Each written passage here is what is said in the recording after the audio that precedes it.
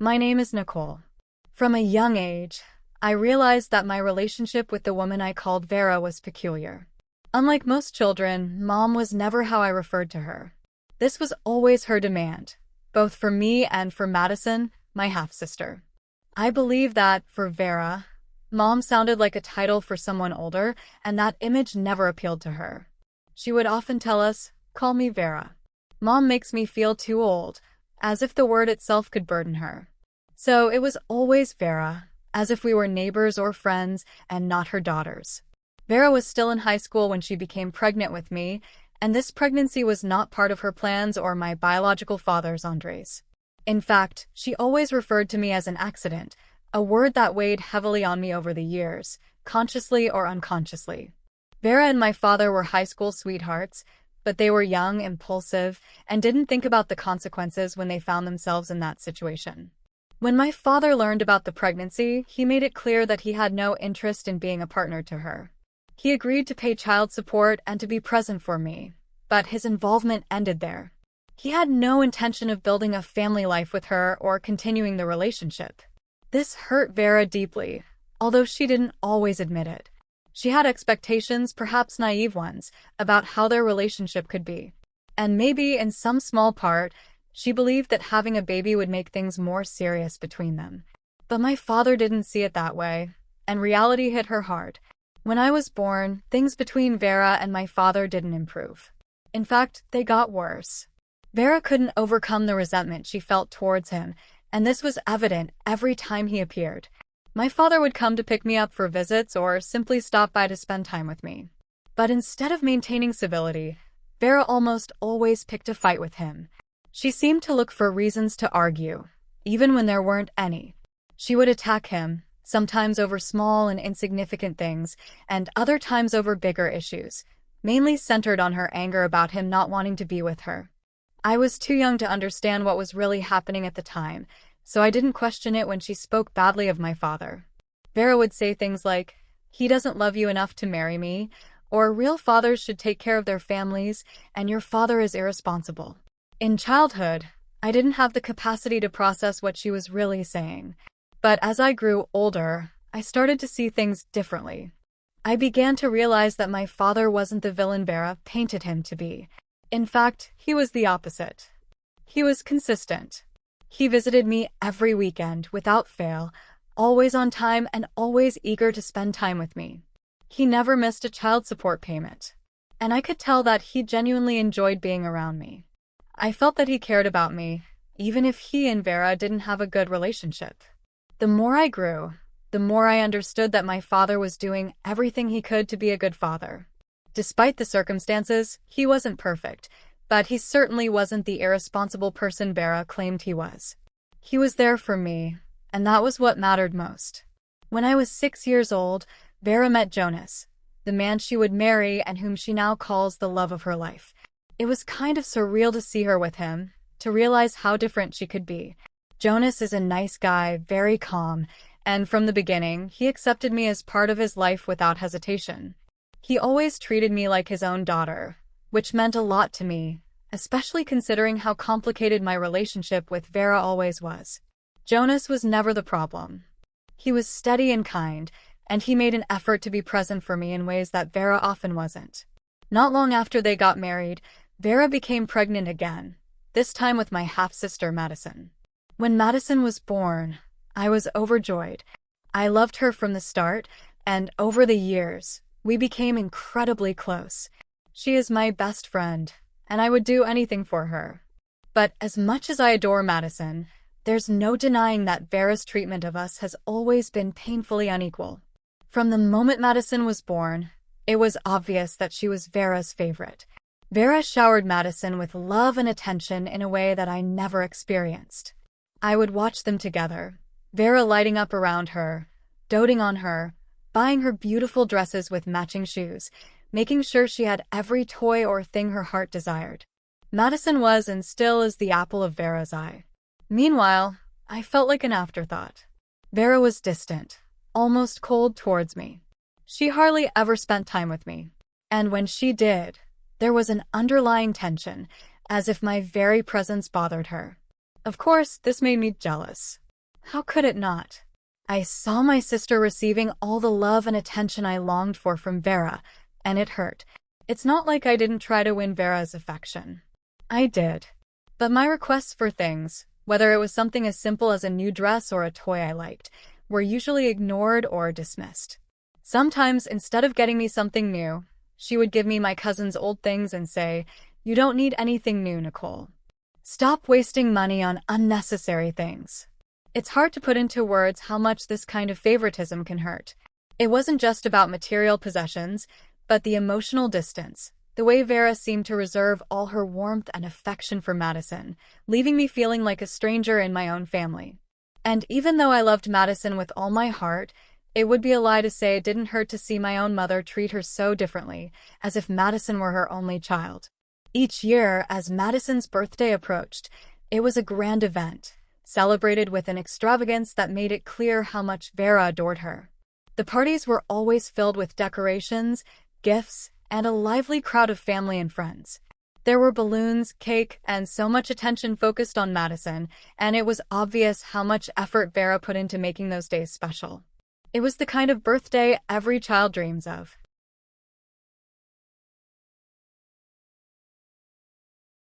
In contrast, my birthdays always felt like a footnote. I was never allowed to invite friends for a party, not even once. In some years, the extent of my celebration was Vera ordering a pizza, and that was it. There was no cake, no decorations, no excitement, just a simple pizza delivery, and the day would pass with little fanfare. I remember how much it hurt to see the stark difference between how Vera celebrated Madison's birthdays and how mine were almost ignored.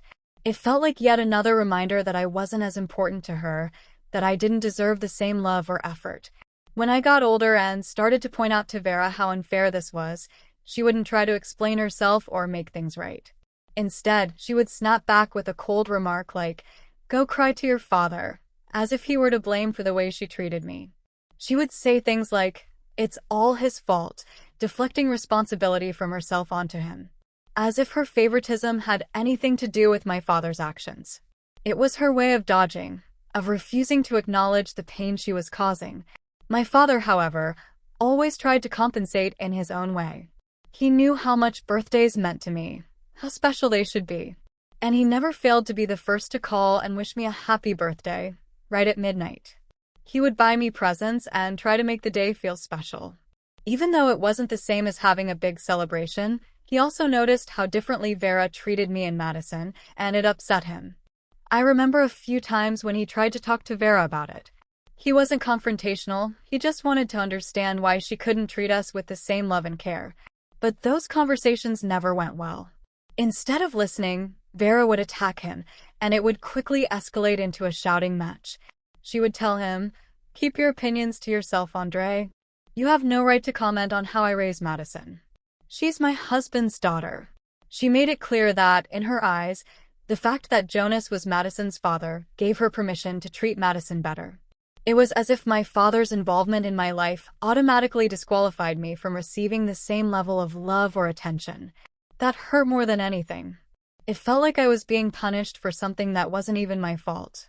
When I went to college, it became even clearer how little my presence really mattered to Vera. If it mattered at all, I think she was relieved to finally have me out of the house. I noticed it in the way she acted, as if a weight had been lifted off her shoulders. She rarely called, and her visits were practically non-existent. The few times I did hear from her, it felt more like an obligation than a genuine desire to know how I was doing. Ironically, Jonas, Madison, and my father made much more of an effort to stay in touch with me than Vera ever did. They would visit me more often, asking how I was adjusting to college life and making sure I didn't feel alone. It was comforting, but it also stung to see how little my own mother seemed to care. Vera's lack of love and attention hurt deeply, but I tried not to dwell on it too much. I kept hoping that maybe, with time, whatever issues she had with me and my father would fade away, and we could eventually have some kind of normal relationship. It was during my senior year of college that I met Caleb, my ex-boyfriend. We got serious pretty quickly, and for a while, things between us were great. He was supportive and made me feel seen, which was something I rarely experienced with my own family, especially not with Vera. When I graduated from college, it was a huge moment for me. My father, my stepfather, Madison, and even Vera came to celebrate with me. But to be honest, Jonas had to convince Vera to come. I knew she wouldn't have shown up if it weren't for his insistence. Still, it meant a lot to have them all there on such an important day. That day, Vera met Caleb for the first time, and to my surprise, she seemed almost captivated by him. At first, I didn't think much of it, but then she started making these odd comments. "I can't believe someone so handsome agreed to be with you, Nicole." The first time she said it, I tried to brush it off. After all, I was used to Vera making casual remarks that were more hurtful than she probably realized. Or maybe she did realize, I'm not sure. Either way, I let it slide, telling myself it wasn't worth the energy to confront her. But then she did it again. We were all having lunch together after my graduation ceremony. And right there, in front of Caleb and the rest of the family, she made another similar comment. "Nicole isn't even attractive enough to be with him. Is she some kind of charity case?" Vera joked. On that occasion, the remark wasn't just hurtful, but frankly humiliating, especially since it was uttered in front of Caleb.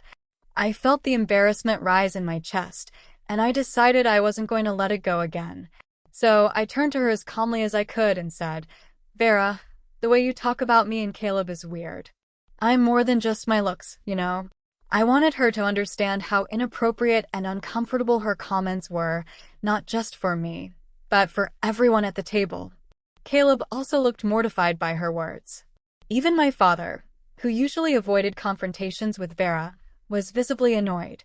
He shot her a few warning glances, probably hoping she would get the message and stop before the situation escalated. I could tell he didn't want to make a scene in front of Caleb, but he was just as upset as I was. It wasn't just a small, thoughtless comment. It was yet another example of how she always seemed to find ways to diminish me, even during one of the most significant moments of my life. After that graduation day, my mother and Caleb became Facebook friends, which surprised me. Caleb told me that she had sent him a friend request and asked, "Nicole, your mom added me on Facebook. Is it okay if I accept? I don't want to cause any problems." I didn't want to make a big deal out of it, so I said it was his decision. He accepted the request out of politeness, because he knew as well as I did that if he didn't, she would bring it up in front of everyone if she ever saw him again. It seemed strange to me that my mother, who had barely shown any interest in my life while I was in college, suddenly wanted to connect with my boyfriend on social media. Over the 3 years that Caleb and I dated, my mother maintained a polite, albeit distant, relationship with him. She would reach out every now and then, leaving a comment on his posts or sending him brief messages on Facebook. It wasn't anything overtly suspicious, but there was always an air of familiarity between them. Vera never gave me that kind of attention, but with Caleb, she seemed more engaged. During my relationship with Caleb, he pointed out once or twice how he felt my mother was jealous of me in my life. He started highlighting all the little ways Vera acted around me that made it seem like she was in some kind of competition with me. Whether it was the way she would subtly belittle me, her tendency to overlook my achievements, or even her strange fixation on my relationships, it took me by surprise. Jealous of me? The thought had never crossed my mind, and I had always attributed her behavior to a general hostility or unresolved issues with my father. But Caleb insisted. He could see from the outside the way she would subtly undermine me and how she seemed almost bothered by the idea of me being happy with someone or successful in my career. At first, I resisted the idea. It was hard to accept that my own mother could feel something like jealousy towards me. But the more Caleb talked about it, the more I started to notice the patterns myself. Whether it was about my appearance, my relationships, or even my accomplishments, Vera always found a way to make me feel smaller. And when I considered it from the perspective that maybe, just maybe, she was jealous, it all started to make a twisted kind of sense. After that realization, I started to be more cautious around Vera. I found myself guarding my emotions more, not letting her comments get to me as much.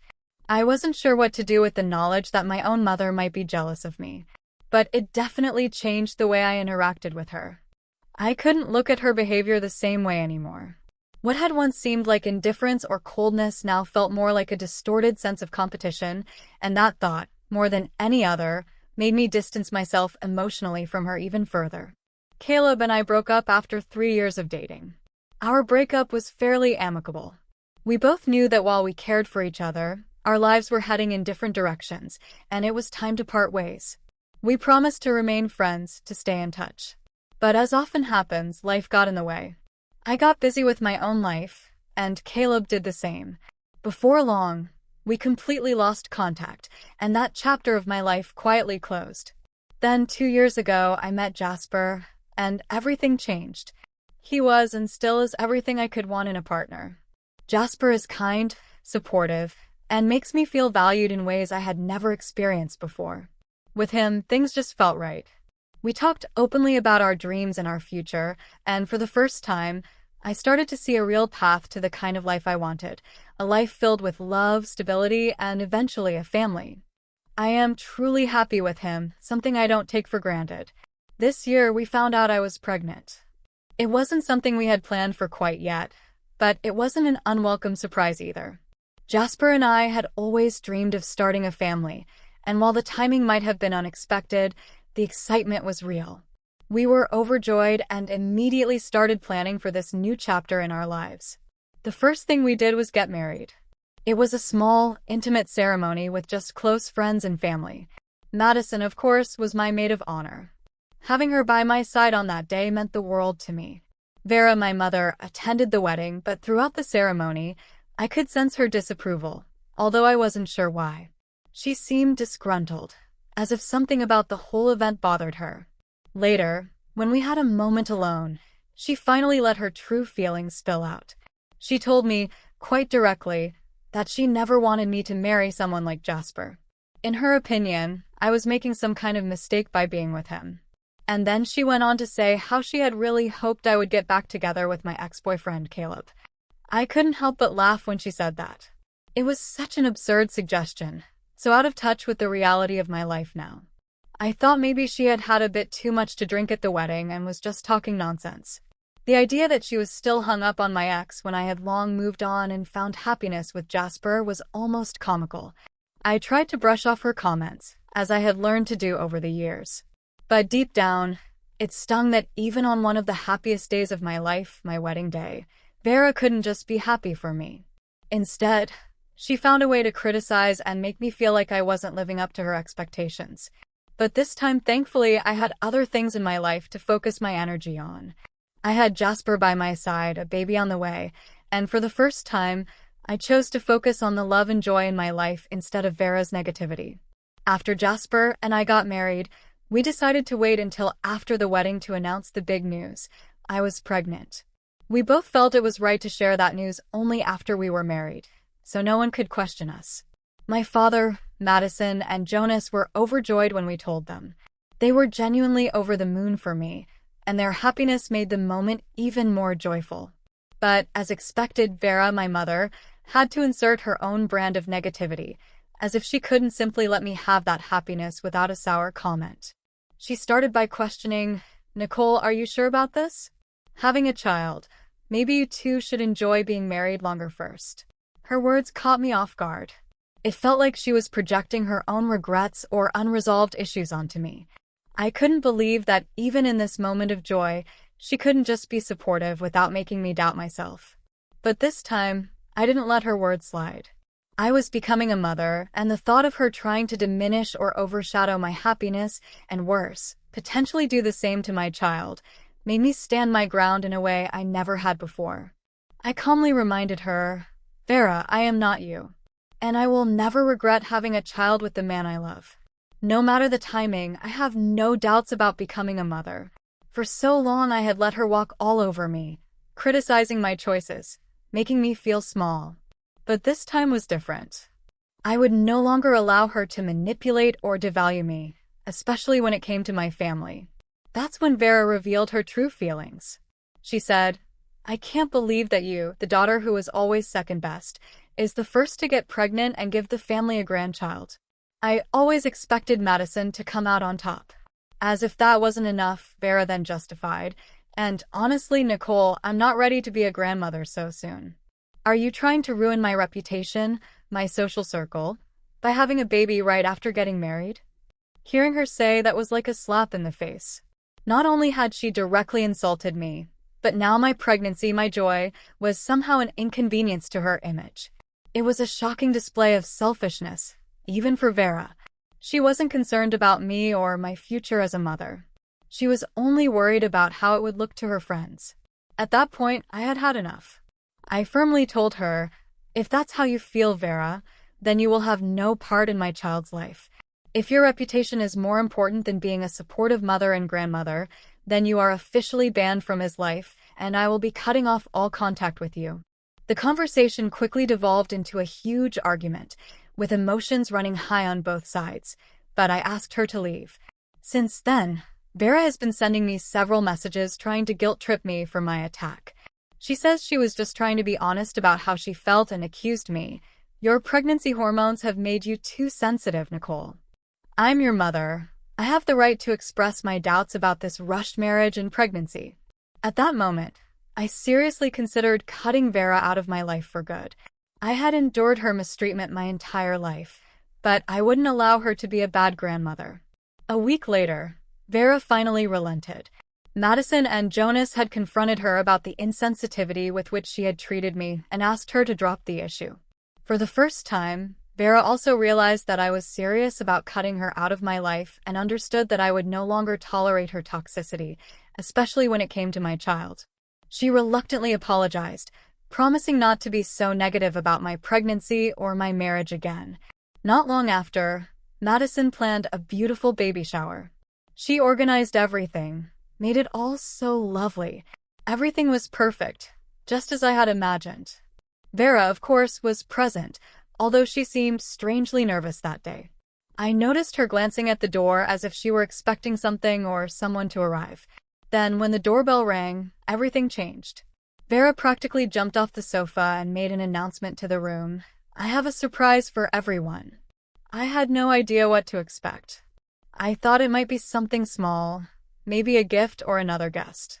I wasn't expecting anything in particular, but I could never have predicted what happened next. To my complete shock, it was Caleb, my ex-boyfriend. He looked extremely uncomfortable, clearly out of place as my mother dragged him into the room, parading him in front of everyone like some bizarre spectacle. I was utterly confused. This was my baby shower, my special day, and there stood my ex, right in front of me. I couldn't understand what was happening. My mother then told me, "Nicole, I've been talking to Caleb for weeks, and I finally convinced him to come and give you a second chance. I know you're settling for less with Jasper, but you don't have to worry anymore. Caleb is here for you." Needless to say, my guests were horrified, exchanging shocked glances after hearing what my mother had to say. I kept looking from my mother to Caleb, trying to comprehend what was unfolding. That's when Caleb, looking embarrassed and apologetic, started to speak. First, he apologized. "Nicole, I am so sorry to interrupt your baby shower. I never wanted to be here." This only added to the confusion swirling in my mind. Then, he proceeded to tell me how my mother had been harassing him on Facebook, sending him relentless messages wanting him to profess his undying love for me. She was convinced that we were meant to be together and that I was making a terrible mistake by having a baby with Jasper. My mother, in her delusional state, had told him, "Nicole is wasting her life being a mother so young. You need to take her away from here, Caleb." The whole thing was so absurd I could barely believe what I was hearing. Caleb explained that he had no intention of rekindling anything between us, but he felt he needed to come and tell me face to face how vile my mother was being behind my back. He was there to expose my mother's manipulative behavior. As he spoke, I could feel the tension in the room thicken. Everyone was staring at my mother, whose face had turned a fiery red with shame. She clearly never expected him to speak about her like that. Caleb then turned to Vera and in a firm voice said, "Vera, you need to stop messaging me. Move on with your life.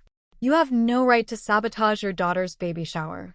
In all my life, I had seen anger and humiliation on my mother's face, but for the first time, she had no sarcastic retort or defense. Caleb continued, telling her, "I always knew you were jealous of Nicole. I'm very disappointed to see that you've never changed, even after all these years." Vera stood there, speechless, as the weight of her actions became apparent to everyone in the room. After Caleb finished, he turned back to me and apologized again. Nicole, I am so sorry for this interruption. But I needed to tell you the truth about your mother's behavior. I wanted you to see who she really is.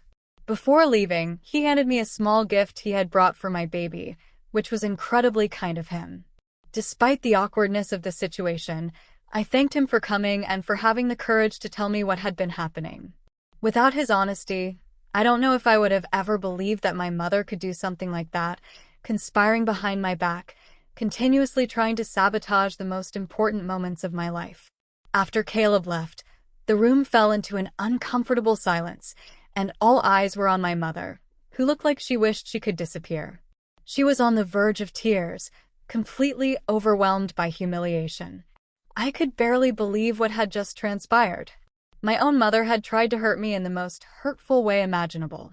That moment solidified everything I had long suspected, that my mother wasn't just difficult or critical, she was actively working against me, driven by her own insecurities and jealousy. Since then, both Madison and I have had no further contact with Vera. The rest of the family, who were also present during my baby shower, spread the word, and no one else wants anything to do with my mother now. My father threatened Vera to stay as far away from me as possible. I still can't comprehend the lengths my mother would go to try and sabotage my life. 8 months have passed since then. And for anyone wondering, our baby was born healthy and is doing great. Jasper and I are doing wonderful. Madison, my father, and Jonas have visited us several times, and we all get together regularly. None of us are in contact with Vera. Jonas is currently separated from her.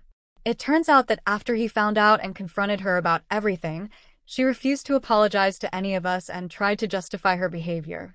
He finally realized that if she could treat me, her own daughter, in such a horrible way, then there was no guarantee she wouldn't do the same to him or anyone else she claimed to care about. Her selfishness knows no bounds, and he understood that he would be better off without her. Some people hold you back, pull you down, and make you feel smaller, affecting your self-esteem. These kinds of relationships need to be ended so that life can have color again, even if they are family relationships. Nicole cut ties with her narcissistic mother. She understood that her mother's actions were not because of her, but because of her mother herself, who was projecting her frustrations onto her daughter. Have you ever been through a similar situation?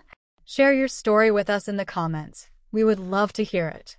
If you enjoyed this story, please like and share this video so it reaches more people, and subscribe to the channel for more emotional stories.